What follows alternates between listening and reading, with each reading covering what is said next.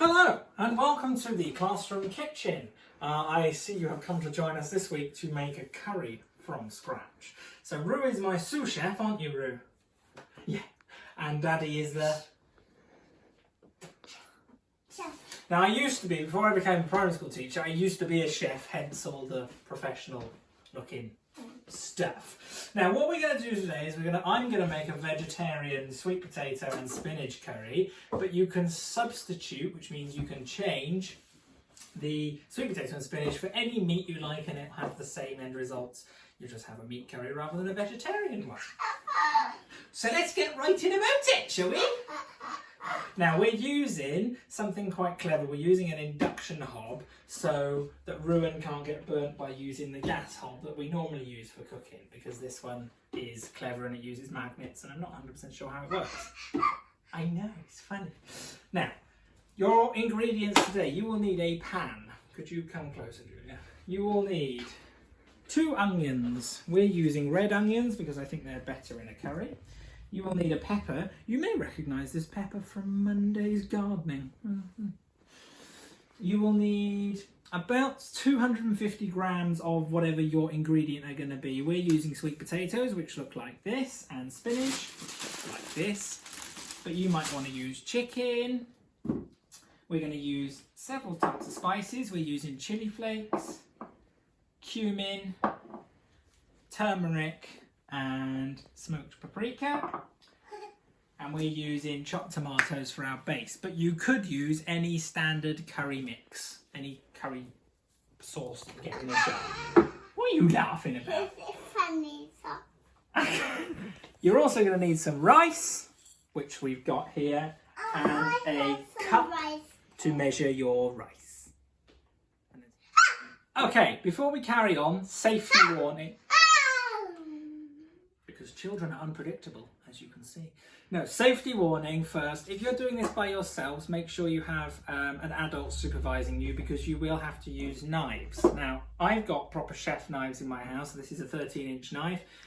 I would suggest adults at home that if you can, we let you use knives, don't we, when we're watching sometimes? Because if they're using them safely from an early age, it teaches them knife safety, so it's good. Tiny knives there. You use tiny knives, don't you? Yeah, good boy. Now, first step is to chop up your veg and introduce it to the pan. Use a big knife. Okay, now we need to put the vegetables into the pan and get them softening up and browning ever so slightly. So first off, we need a bit of oil in the pan, please, Rue. Oh, I do it. Yes. Little bit in here, please. Please don't drink it. Can you put some in there? Little bit. Little splodge. I'll do it. Yeah, I help you. Right, you hold on as well. Whoa, that's plenty. Okay. I was big. Now we're going to put... It's going bigger. I'll put the onions in, Rue. It's going bigger. It spreads out, doesn't it? I want to do them. You put them in for me? No, you don't. But onions make your eyes sting, don't they? You put the pepper in. Okay. Right. Now we're going to turn on the hob. So if you've got a gas hob, you want to turn it to a sort of medium-low. If you're on electric, you're probably looking at a number 2 or a 3. And if you're induction, it's the same, 2 or 3. Now we don't touch now because it's hot, okay? And we're going to leave that now to brown for about 5 minutes. Whilst that's cooking and browning off, I'm going to put in my sweet potatoes. If you're using meat, it's now you want to chop it into sort of 2 centimetre square chunks ready to go in. Make sure you keep your peppers and your onions moving because you don't want them burning to the bottom of the pan. I like lemon.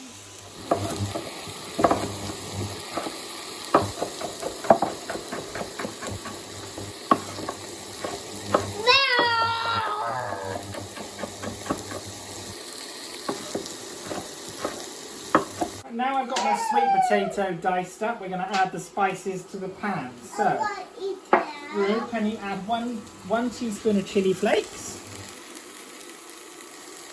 plenty. In they go. 1 teaspoon of smoked paprika. That.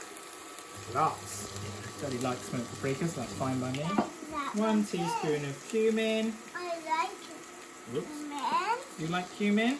Oh, I'll put it a little bit more maybe. I like him in egg. You just put it on me, not in the pot. Oh, Roo. It's everywhere.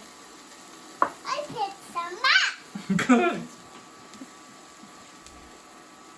And lastly, half a teaspoon of turmeric. Oh, it's not much of this. That'll do. Okie dokie. Right, now, if you're using meat or veg, now is the point where you want to add all your extra ingredients. Right, now you might be thinking, Mr. Wakeling, your curry did half look dry. Yes, and there is a good reason for that. We have not added any of the liquid ingredient yet. Now, our liquid ingredient is going to be just a standard can of chopped tomatoes. Well, why do that? Yeah, you can pour it in, but you might want to use a jar of curry sauce. It has just the same effect. If you're using a jar of curry sauce, you probably won't need real spices. Go blip, blip, blip. Is it all out?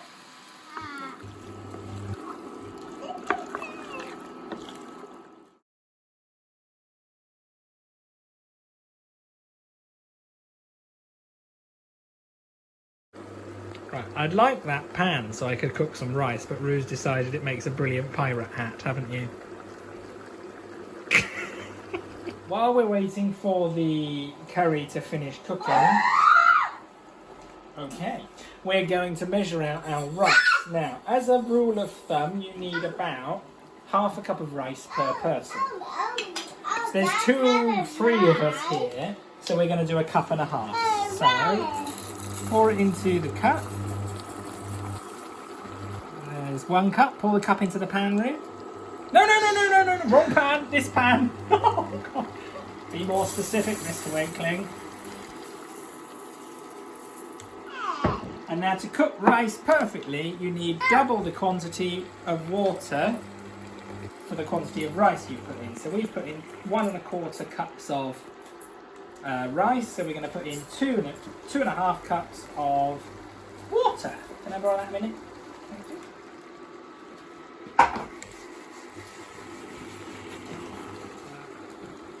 Now, because we're doing a spinach curry, now's the time you want to put the spinach in, if you're using spinach. Spinach wilts, so it starts off looking really big, but within a few seconds, it will just wilt down to almost nothing. So you want to use a lot more than you think. We in fact might use all of this bag.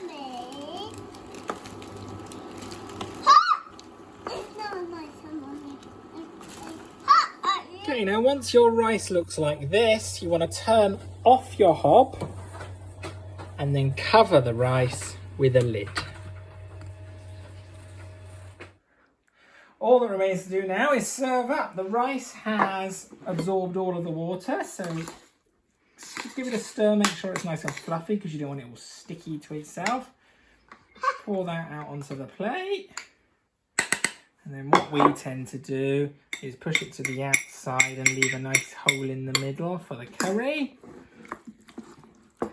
Pop your curry in the middle. Da, da, da, da. Da, da, da. And there we are. Oh, One basic curry. All that remains to do now is make sure you tidy up your kitchen and do the washing up. After you've eaten, of course.